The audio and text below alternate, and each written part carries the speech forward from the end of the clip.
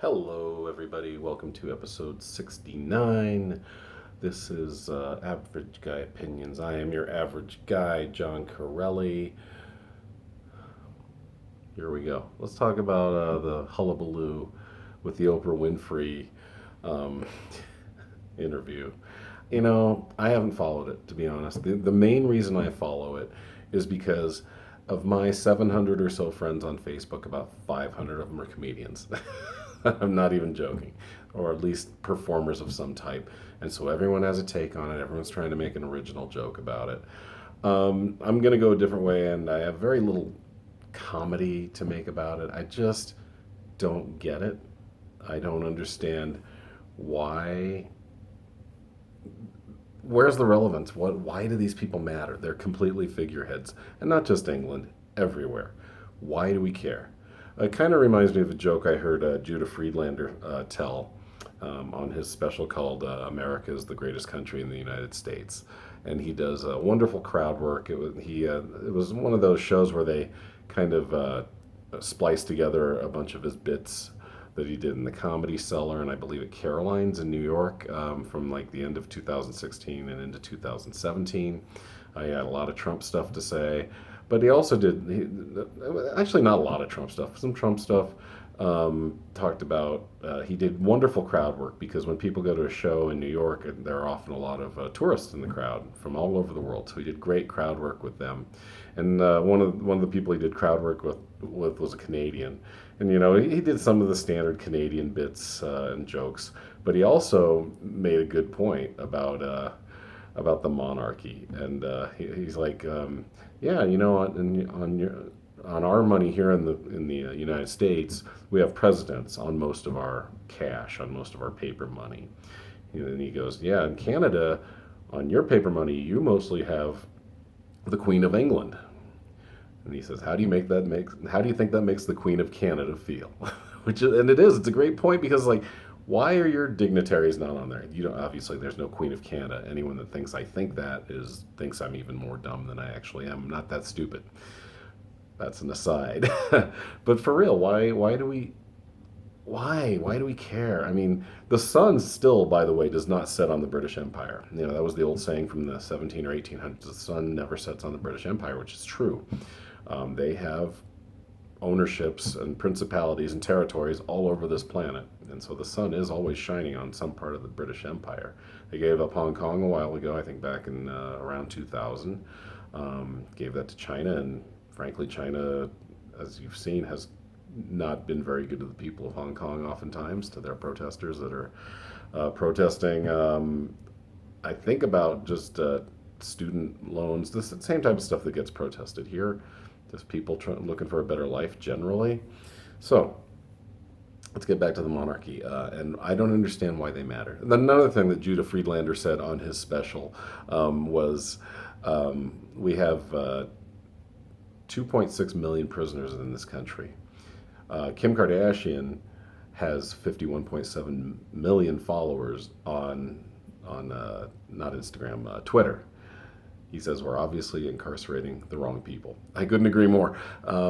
Nothing against Kim Kardashian, but I just don't understand why people get so into people that they'll never touch, never see, never even relate to, and that's where that falls into the monarchy. What is their purpose at this point? And my understanding, like I said, I didn't follow the Oprah interview. And talk about royalty interviewing royalty, right? I think Oprah's worth more than, I don't think they're worth more than the Queen, but she may be worth more than Harry is until he absorbs I don't know how it works. I'm not even going to pretend to know how it works. But it was royalty interviewing royalty. That's all it was. And my understanding is that Meghan Markle is a mixed race. I didn't know that before, and apparently some people are afraid that there'd be some color in the baby. Maybe there's a different angle on this. Maybe they chose her because they need to update their software, so to speak. Right? They need to get some color in their bloodline. We've seen what happens with inbreeding, whether it's dog breeds or people breeds. Inbreeding doesn't go well. It shortens your lifespan. It makes your life often during that lifespan pretty horrific. Look at all the dogs that we have that have all these different issues because they were inbred. It used to be just dogs were dogs. They came from wolves, and then they started getting bred. Eventually, they were weeded out into different breeds. You got dachshunds that have short legs and long bodies because they were bred to go into badger holes in Germany. You have, I don't know why, well, you have fighting dogs like pit bulls. And by the way, a little aside on this, on pit bulls, they are more dangerous. Everyone's like, well, yeah, but I train them to be nice. They are inbred to fight. It's not only in their bodies, their muscly, powerfully jawed bodies, it's in their heads. So when they snap and take a baby's face off, but he never been a problem before, it's because they have that ability to snap and kill something.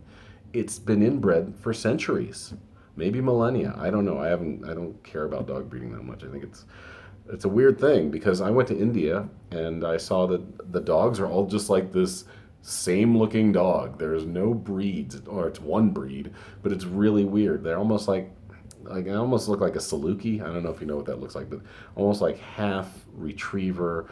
I don't know. Anyway, I'm getting off the monarchy. It's hard to do 10 minutes on it because I just find it so useless, and I just find there's a uselessness I also see just into how people attach themselves to anyone that I'm guessing they just want to be like, or just make it feel like their lives are worth living or somehow enhanced or somehow more hopeful. Guys, value yourselves.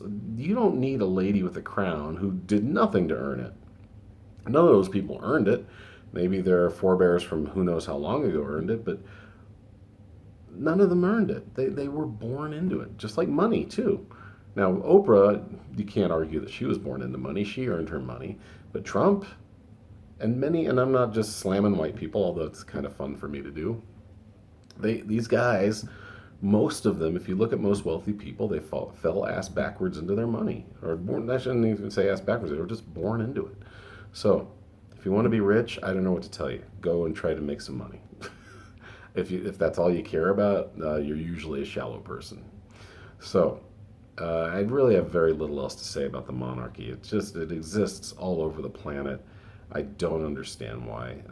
And I also find it very, very ironic that we had an uprising on January 6th of people that generally wanted to support a monarch, a fascist dictator, if you will. Back, obviously back forever ago, that's the way it was run. There was a king, they ran the country. Now they're just figureheads. But that's something that kind of happened. I find it really ironic that the country that broke away from the most powerful monarchy, kingdom, country on the planet in 1776, all these people that claim, well, 1776 is happening now, you're going in the opposite direction, guys. You're trying to make one guy super powerful, even though he didn't have the votes. So, I don't know. Maybe you want a king. Maybe you need a king. I think they do, to be honest, because they don't seem like very independent thinkers. And they just, and yeah, sure, we need a leader. Yeah, kind of. I mean, we more need a person that deals on a global level. That's what we need. We need ambassadors, dignitaries, presidents, congresspeople that understand how to deal with the world better than we do. But are they doing that good of a job? Not really. I don't know. I mean, look at Diana, too. This is to go back. I'm sorry, I'm all over the place on this one. But if you really want to see how twisted it is to be a part of that world, Diana lost her life simply because she was married to Prince Charles. She was cheating on him. And the paparazzi chased her so fast and so dangerously that she died. She died in a car wreck with Dodi Fayed. Don't ask. And that shows just how much it permeates our culture. These people that I really shouldn't give about, I know about that. I remember the wedding being on when I was in high school in '81, whenever the wedding was. It was on like 4 in the morning and everybody was watching it. Everyone was talking about it. All the girls at school were talking about it the next day. That whole princess fairy tale bullshit. I don't know, guys. Try to not worry about these people and what they do. And there's no shock that they're racists. There's no shock that they are elitists. And there's no shock that they're inbred. Just be the best you can be. And try not to lean on whoever. Just lean on yourself. Be strong. That's my time. See you guys next time.